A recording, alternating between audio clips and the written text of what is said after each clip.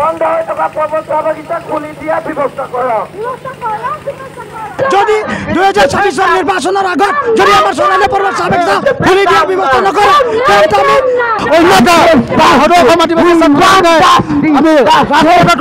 ৰাজপথ বন্ধ কৰিবলৈ আমি বাধ্য হ'ম। এই নীলজ্জ মানুহখিনিয়ে যদি বাগিচাত সোমায় আমি কুকুৰ খেদন দিম, পহু খেদন দিম। চৰাইদেউ বাগানৰ যিটো মেডিকেলৰ অৱস্থা সেই অৱস্থা একেবাৰে বেয়া হৈ আছে আৰু মন্ত্ৰীক অনুৰোধ কৰিছোঁ, আমাৰ বিজেপি চৰকাৰকে অনুৰোধ জনাইছোঁ যাতে এই বাগানখনৰ লগতে আমাৰ মেডিকেল খোলাৰ ব্যৱস্থা কৰে যেন আৰু মেডিকেলত ব্যৱস্থা কৰিব লাগে। আমাৰ ওচৰ চুবুৰীয়া যিমান আছে তেওঁলোকে বহুত দূৰলৈ যাব লাগে। আমাৰ যিবিলাক প্ৰেগনেণ্ট মহিলাবিলাক তেওঁলোকৰ কাৰণে বহুত দিগদাৰ হয় আৰু সেইটো কাৰণে আমি অনুৰোধ জনাইছোঁ চৰকাৰক, কান্দিও অনুৰোধ জনাইছোঁ যাতে আমাৰ মেডিকেলটো খুলি দিব লাগে। নিউজ অসমলৈ সকলোকে স্বাগতম জনাইছোঁ। আজি মই উপস্থিত আছোঁ চৰাইদেউ জিলা চৰাইদেউ পৰ্বত চাহ বাগিচাত। আহকচোন ইয়াত চাব ইয়াৰ চৰাইদেউ বাগিচাৰ যিসকল ৰাইজ আছে, যিসকল শ্ৰমিক আছে, তেওঁলোক এই ৰাজপথলৈ ওলাই আহিছে। কিহৰ কাৰণে তেওঁলোক এই ৰাজপথলৈ ওলাবলগীয়া হৈছে তাৰ বিষয়ে আমি সবিশেষ জানিবলৈ চেষ্টা কৰিম।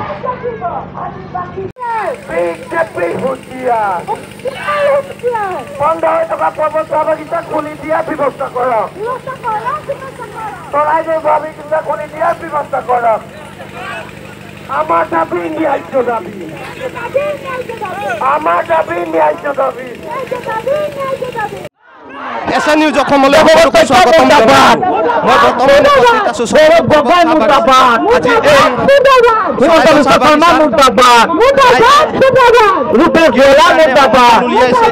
তাৰ বিষয়ে আমি জানিবলৈ চেষ্টা কৰিম। আহকচোন এজন সদাকৈ ওচৰত যাম। হয় ছাৰ, নমস্কাৰ। হয়, আমি দেখিবলৈ পাইছোঁ আমাৰ বিগত প্ৰায় বছৰ এই বাগানখন বন্ধ হৈ আছে। আমাৰ চৰাইদেউ চাহ বাগিচাত বহুত সমস্যাৰ সৃষ্টি হৈছে, কিন্তু কোনো চৰকাৰৰ এটা পালি এটা আমাক কোনো ধৰণৰ সুবিধা বা তেওঁলোকক সুধিবলৈ অহা নাই। আমি ইমান কষ্টত ভোকত আজি ৰাজপথত ওলাই আহিবলৈ আমি বাধ্য হৈছোঁ। আমাৰ উপায়হীন হৈ আছে, আমাৰ কাম নাই, আমাৰ বাগান বন্ধ হৈছে। আমি বিভিন্ন ধৰণৰ সমস্যাৰ পৰা আমি সমস্যা পাইছোঁ আৰু লগতে বহুতখিনি সা সুবিধা আমি বঞ্চিত হৈছোঁ। গতিকে আমাৰ ওচৰত একো উপায় নোহোৱা বাবে আমি একো বিকল্প নথকাৰ কাৰণে আমি ৰাজপথত ওলাই আহিবলৈ আমি বাধ্য কৰিছোঁ। যেতিয়ালৈকে চৰকাৰে আমাৰ এই বাগানখন খোলাৰ ব্যৱস্থা নকৰে তেওঁলোকে এই কাৰ্যসূচী অনাবৰতভাৱে চলি থাকিব। আৰু চৰকাৰক সকাই দিছোঁ, যদি ইলেকশ্যনৰ আগত আমাৰ বাগান খুলি দিয়াৰ ব্যৱস্থা নকৰে তেতিয়া আমি আৰু চাহ শ্ৰমিকে আমি ভোট বৰ্জন কৰিবলৈ বাধ্য হ'ম। এই কথা মই চৰকাৰক ধন্যবাদ। সদাকৈ জনালে যে তেওঁলোকৰ বাগান যিখন চৰাইদেউ পৰ্বত চাহ বাগিচা আজি 3 বছৰ বন্ধ হৈ আছে, গতিকে তেওঁলোকে বাধ্য হৈ ৰাজপথত ওলাবলৈ বাধ্য হৈছে তেওঁলোকে। আহকচোন আৰু এজন সদায় পৰা জানিবলৈ বিচাৰোঁ আমি। হয় ছাৰ, নমস্কাৰ। হয়, আজি আমি সদৌ অসম আদিবাসী ছাত্ৰ চৰাইদেউ চাহ বাগিচা প্ৰাথমিক সমিতিৰ উদ্যোগত আজি আমি বন্ধ হৈ থকা চৰাইদেউ পৰ্বত চাহ বাগিচা 3 বছৰ দিন ধৰি বন্ধ হৈ আছে আৰু চাহ শ্ৰমিকসকল কিমান কষ্টত দিন পাৰ কৰি আছে। চৰকাৰ, কোনো মন্ত্ৰী, কোনো এমএলএ গুৰুত্ব দিয়া নাই। আমি আদিবাসী ছাত্ৰ সন্থাই চৰকাৰ মন্ত্ৰী সকলোকে সকাই দিছোঁ, যদি 2026 সাল নিৰ্বাচনৰ আগত যদি আমাৰ চৰাইদেউ পৰ্বত চাহ বাগিচা খুলি দিয়া ব্যৱস্থা নকৰে তেন্তে আমি বিজেপি বৰ্জন কৰি লগতে আমাৰ চৰাইদেউ পৰ্বত চাহ বাগিচা কোনো সোমাবলৈ নিদিম। ধন্যবাদ। ৰাইজে জনাইছে, সকলো ৰাইজে। দাদা, আপুনি কিবা ক'ব বিচাৰিব নেকি ইয়াত? ছাত্ৰ সন্থা আজি চৰাইদেউ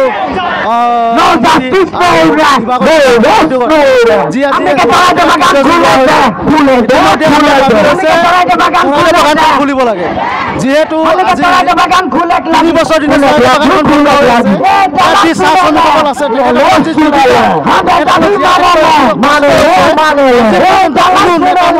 অহা পৰিলক্ষিত হোৱা নাই।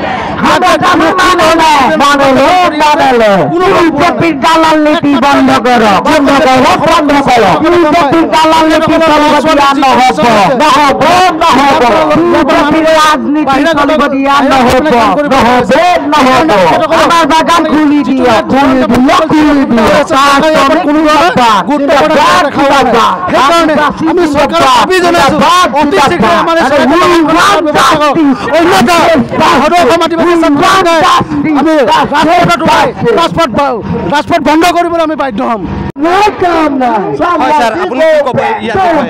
আজি চব দীৰ্ঘদিন ধৰি চৰাইদেউ যি পৰ্বত চাহ বাগিচা দীৰ্ঘদিন ধৰি বন্ধ হৈ আছে। তাৰ খোলাৰ দাবীত পুনৰ খোলাৰ দাবীত আজি প্ৰতিবাদৰ সন্মুখীন হ'ব লগা হৈছে। আজি আমি প্ৰতিবাদ কৰিছোঁ ৰাজপথত ওলাই আহিব লাগিব, কিয়নো যোৱা আগত আমি যিবোৰ প্ৰতিবাদী কাৰ্যসূচী লৈছোঁ তাত আমি বিভিন্ন ধৰণৰ স্মাৰক পত্ৰ অসম চৰকাৰলৈ প্ৰদান কৰিছিলোঁ, কিন্তু সেই স্মাৰক পত্ৰ অৱমাননা কৰাৰ কাৰণে আজি আমি ৰাজপথত ওলাই আহিছোঁ। সমগ্ৰ চৰাইদেউ চাহ বাগিচাৰ যি চাহ শ্ৰমিক আছে স্বতঃস্ফূৰ্তভাৱে আজি শ্ৰমিকসকলে ৰাজপথত ওলাই আহিব লাগিছে, কিয়নো অসম চৰকাৰৰ নেতৃত্বত থকা এই চৰাইদেউ চাহ বাগিচা যি বেংক আৰু মালিকৰ পক্ষত যি ধনৰ লেনদেন হৈছিল, পৰৱৰ্তী সময়ত এই বাগিচাখন সম্পূৰ্ণৰূপে বন্ধ কৰিছে বা বাগিচা আমি অসম চৰকাৰ তথা ভাৰত চৰকাৰক আমি বিভিন্ন সময়ত আন্দোলনৰ জৰিয়তে আমি তেওঁলোকক অৱগত কৰি আছোঁ। ইয়াত আমি যিহেতু আপোনালোকে দেখিছে কিছু বছৰ আগতে চৰাইদেউ যি পৰ্বত যি মৈদাম আছে, মৈদামক ৱৰ্ল্ড হেৰিটেজ চাইট হিচাপে ঘোষণা কৰিছে। তাৰ পৰিপ্ৰেক্ষিতত অসমৰ বিভিন্ন বাহিৰৰ পৰা ভাৰতবৰ্ষৰ বাহিৰৰ আন্তৰ্জাতিক বিভিন্ন পৰ্যটকসকলে ইয়াত আহিব। তাৰ পৰিপ্ৰেক্ষিতত এই চাহ বাগিচাৰ যি দুৰৱস্থা সঁচাকৈ বিশ্বগুৰু হিচাপে বিভূষিত ভাৰতৰ প্ৰধানমন্ত্ৰী নৰেন্দ্ৰ মোদী চৰকাৰে। মই বৰ্তমান উপস্থিত আছোঁ চৰাইদেউ জিলাৰ চৰাইদেউ পৰ্বত চাহ বাগিচাৰ ফিল্ডত। আহকচোন ইয়াত কিছু সংখ্যক লোক ইয়াত উপস্থিত আছে, যিসকল চৰাইদেউ চাহ বাগিচাৰ শ্ৰমিক আছে। তেওঁলোক আজি বিশেষ সমদল উলিয়াইছে। কিহৰ কাৰণে প্ৰতিবাদ সমদল উলিয়াইছে তাৰ বিষয়ে আমি সবিশেষ জানিবলৈ চেষ্টা কৰিম। ছাৰ নমস্কাৰ।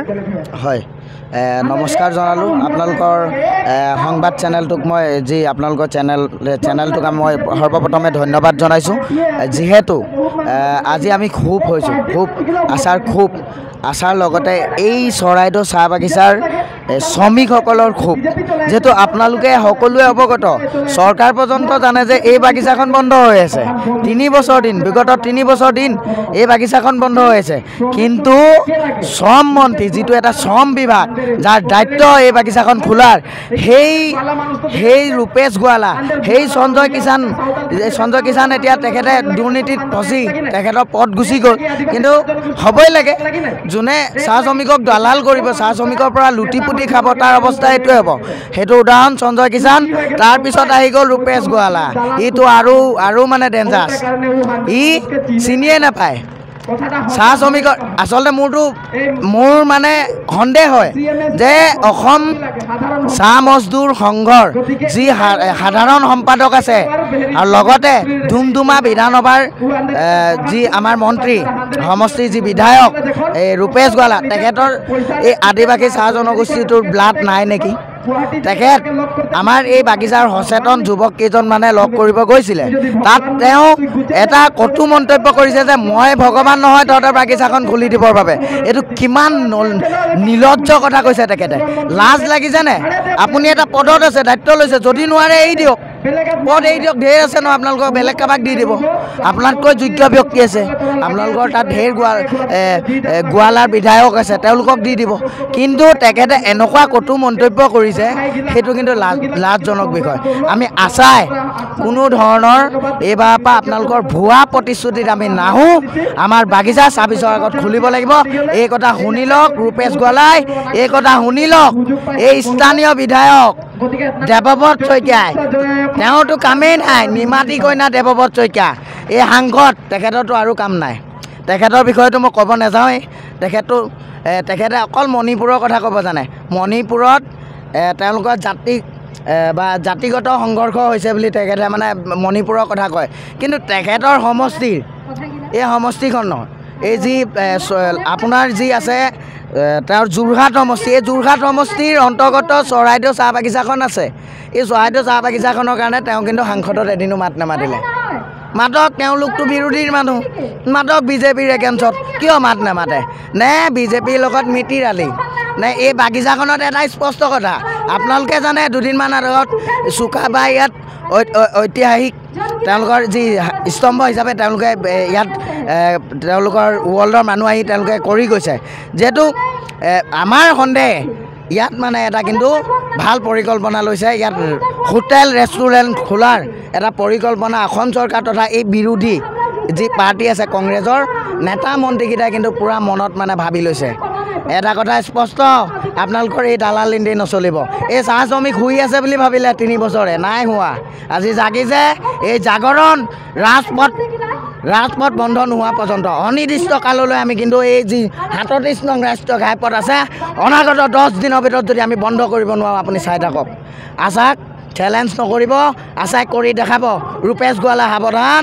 আপোনাৰতো প্ৰতিকৃতি দাহ কৰিমেই এইটো স্পষ্ট আপোনাক কিন্তু এই আপুনি বাগিচাত যদি প্ৰচাৰ চলাম বুলি চাবিছত গোটেই আহিম বুলি ভাবিছে তেতিয়াহ'লে মিছা আশাই শিৱসাগৰৰ কোনো বাগানত বিজেপি হওক কংগ্ৰেছ হওক এই নীলজ্জ মানুহখিনিয়ে যদি বাগিচাত সোমায় আমি কুকুৰ খেদন দিম পহু খেদন দিম সেই কুকুৰ সেই বিজেপি সেই কংগ্ৰেছ সেই ধন্যবাদ দাদা আপুনি কিবা ক'ব বিচাৰিব নেকি স্পষ্ট কথা যে এই 3 বছৰ দিন যে আমাৰ চৰাইদেউ পৰ্বত চাহ বাগিচাখন যে বন্ধ হৈ আছে অন্ততঃ তেখেতসকলে অলপ হ'লেও চিন্তা কৰিব লাগিছিলে এতিয়া যিসকল মন্ত্ৰী MLA ধৰি লওক আমাৰ শ্ৰম মন্ত্ৰী তেখেতসকলেতো ইতিমধ্যে গম পাই আছে যে ইয়াত প্ৰায় মানে 5000 ওপৰত মানে মানুহ ইয়াত বসবাস কৰি আছে তো গতিকে ইয়াত যে এই বাগানখন বন্ধ হৈ যোৱাৰ বিনিময়ত তেখেতসকলে কি ধৰণে জীৱন যাপন কৰিছে তেখেতসকলৰ ঘৰ কেনেকৈ চলিছে তেখেতসকলৰ ল'ৰা ছোৱালী ক'ত কেনেকৈ পঢ়া লিখা কৰিছে এখন মেডিকেল আছে মেডিকেলখনতো দেখিছোঁ গৰুৱে মানে গোহালিৰ নিচিনাকৈ হৈ আছে ইয়াত কোনো ট্ৰিটমেণ্ট কৰিবৰ কাৰণে ডক্টৰ নাৰ্ছ নাই একেবাৰে গোহালি অৱস্থা মেডিকেলৰ একচুৱেলি বাগানখন বন্ধ হ'ল মেডিকেলখনত অন্ততঃ চৰকাৰে গুৰুত্ব প্ৰদান কৰিব লাগিলে কাৰণ ইয়াত থকা যিসকল স্থানীয় ব্যক্তি আছে তেখেতসকলৰ সমস্যা যদি হয় তেখেতসকল যদি ৰোগ হয় বেমাৰ হয় তেখেতসকলক অন্ততঃ বেমাৰ আজাৰ ট্ৰিটমেণ্ট ল'বৰ কাৰণে অন্ততঃ মেডিকেলখন তেখেতসকলে অলপ গুৰুত্ব প্ৰদান কৰিব লাগিছিলে কিন্তু তেনেধৰণৰ কোনো গুৰুত্ব প্ৰদান কৰা নাই গতিকে ধিক্কাৰ জনাইছোঁ আমি সদৌ অসম আদিবাসী ছাত্ৰ সন্থাই আমি ধিক্কাৰ জনাইছোঁ এইখন চৰকাৰক আমাৰ স্থানীয় যিজন MLA হয় নাজিৰাৰ বিৰোধী দলপতি দেৱব্ৰত শইকীয়া তেখেতৰ নিজৰ সমষ্টিৰ অন্তৰ্গত এখন চৰাইদেউ পৰ্বত চাহ বাগিচা হয় তেখেতে অন্ততঃ আহি পিনে ইয়াত ৰাইজৰ লগত অলপ মত বিনিময় কৰিব লাগিছিলে কিন্তু এইবিলাক নকৰাৰ কাৰণে আমি তেখেতকো ধিক্কাৰ জনাইছোঁ আৰু অনাগত হ'বলগীয়া যিটো বিধানসভা ইলেকশ্যনৰ আগত যদি 2026 ইলেকশ্যনৰ আগত যদি এখন বাগান খুলি দিয়াৰ ব্যৱস্থা নলয় আমি কিন্তু ৰাজপথ বন্ধ কৰিবৰ কাৰণে আমি এটা ডিচিশ্যন লৈছোঁ হয় দাদা নমস্কাৰ দাদা আজি আপোনালোকে যি এই আন্দোলন এই কাৰ্যসূচী লৈছে কিহৰ কাৰণে এই আন্দোলনটো কৰিছে অকণমান জনাব নেকি আমাৰ এই আন্দোলন কাৰ্যসূচীটো হ'ল আমাৰ চৰাইদেউ চাহ বাগিচা 2023 3 জানুৱাৰীৰ পৰা বন্ধ হৈ পৰি আছে কিন্তু আমি চৰকাৰক আমি জনালোঁ যে চৰকাৰে আমাক কোনো পধ্যে বাগিচাখন খুলি দিব বুলি কিন্তু চৰকাৰৰ ওচৰত আমি নিজে হাতে কাগজ পত্ৰ দিয়া হ'ল যে বাগানখন খুলি দিয়ক বুলি কিন্তু হিমন্ত বিশ্ব শৰ্মাই তেওঁ আমাক ৱৰ্ড দিলে যে আমি 2-3 মাহ পিছত আমি কিবা এটা ব্যৱস্থা কৰিম বুলি কিন্তু আজি তেওঁ 2-3 মাহ বাদ দিয়ক 2025 ভিতৰত তেওঁ খুলি দিয়া মানে চেষ্টা কৰিম বুলি কৈছিলে কিন্তু খুলি দিয়া নহ'ল 2025 এতিয়া শেষ হ'বলৈ হ'ল আৰু 2023 বন্ধ হোৱা হয় বাগিচা আৰু আমাৰ যিজন আমাৰ লেবাৰ মিষ্টাৰ ৰূপেশ গোৱালা সেই ৰূপেশ গোৱালাৰ ওচৰত আমাৰ যোৱা হ'ল 2025তেই এই জানুৱাৰী মাহত যোৱা মানে জানুৱাৰী মাহত গৈছিলোঁ সেই জানুৱাৰী মাহত গ'লোঁ তেতিয়া তেওঁ ক'লে যে 2-3 মাহ ৰৈ দিয়া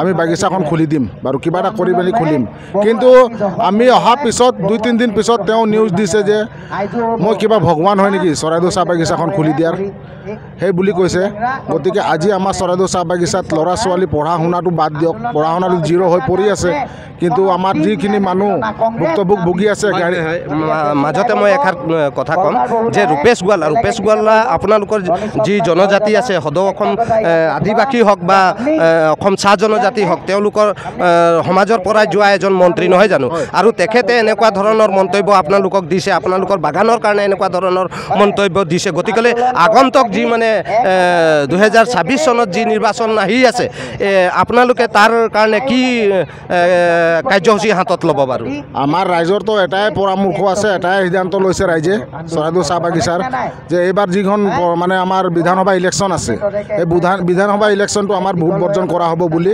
আমাৰ ৰাইজৰ মানে সিদ্ধান্ত লৈছে হয় ধন্যবাদ থাকিল দাদাজনে জনালে যে আগন্তুক যি 2026 চনৰ যি নিৰ্বাচন আছে সেই নিৰ্বাচনৰ আগত যদি এই চৰাইদেউ পৰ্বত চাহ বাগিচাখন খুলি নিদিয়ে এই অসম চৰকাৰক বা আমাৰ যি চলিত বিজেপি চৰকাৰখনে যদি এই মানে আমাৰ চৰাইদেউ চাহ বাগিচাৰ যি মানে চৰাইদেউ পৰ্বত চাহ বাগিচাখন যি অৱস্থা হৈ আছে বন্ধ হৈ আছে 3 বছৰ দিন ধৰি গতিকে এই যদি বাগিচাখন খুলি নিদিয়ে তেতিয়াহ'লে এই চৰাইদেউ চাহ বাগিচাৰ যিসকল চাহ শ্ৰমিক আছে বা আদিবাসী ৰাইজ আছে তেওঁলোকে সম্পূৰ্ণৰূপে 2026 চনত ভোট বৰ্জন কৰিম বুলি সিদ্ধান্ত গ্ৰহণ কৰিছে নমস্কাৰ বাইদেউ নমস্কাৰ বাইদেউ আজি যি এই সদৌ অসম আদিবাসী ছাত্ৰ সন্থাই যি এই সমদল উলিয়াইছে যি আজি যি এই প্ৰতিবাদ কাৰ্যসূচী উলিয়াইছে ইয়াৰ জৰিয়তে আপোনালোকে কি ক'ব বিচাৰিছে আমি ইয়াৰ জৰিয়তে এইটো ক'ব বিচাৰিছোঁ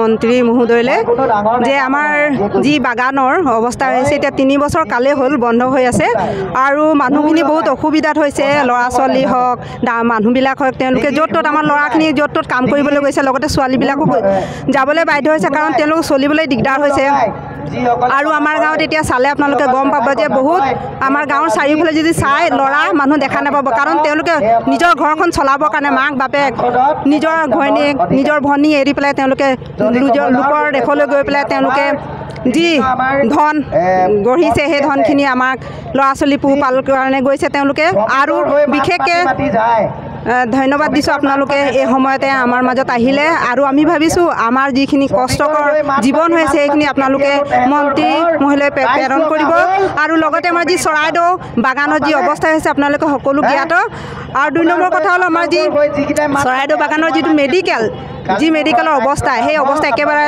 বেয়া হৈ আছে আৰু মন্ত্ৰীক অনুৰোধ কৰিছোঁ আমাৰ বিজেপি চৰকাৰকে অনুৰোধ জনাইছোঁ যাতে এই বাগানখনৰ লগতে আমাৰ মেডিকেল খোলা ব্যৱস্থা কৰে যেন আৰু মেডিকেলত ব্যৱস্থা কৰিব লাগে আমাৰ ওচৰ চুবুৰীয়া যিমান আছে তেওঁলোকে বহুত দূৰলৈ যাব লাগে আমাৰ যিবিলাক প্ৰেগনেণ্ট মহিলাবিলাক তেওঁলোকৰ কাৰণে বহুত দিগদাৰ হয় আৰু সেইটাৰ কাৰণে আমি অনুৰোধ জনাইছোঁ চৰকাৰক কানিও অনুৰোধ জনাইছোঁ যাতে আমাৰ মেডিকেলটো খুলি দিব লাগে আৰু মেডিকেলৰ জৰিয়তে বহুত মানুহ ইয়াতে দৰৱ পাব আৰু তেওঁলোকে চৰকাৰ হৈ পেলাই এইটো তেওঁলোকে গুৰুত্ব দিব লাগে আৰু বাগানৰ ওপৰতো বিশেষকৈ গুৰুত্ব দিব লাগে আৰু 2 নম্বৰৰ ল'ৰা ছোৱালীৰ প্ৰভাৱ পৰিছে পঢ়া লিখা বহুত অসুবিধা হৈছে আৰু বাগানৰ মেডিকেলটো ভাল হ'লে আমি নথৈ আনন্দিত হ'ম আৰু তেওঁলোককো ধন্যবাদ দিম সেয়ে 2 এষাৰ মই ক'লোঁ নমস্কাৰ ধন্যবাদ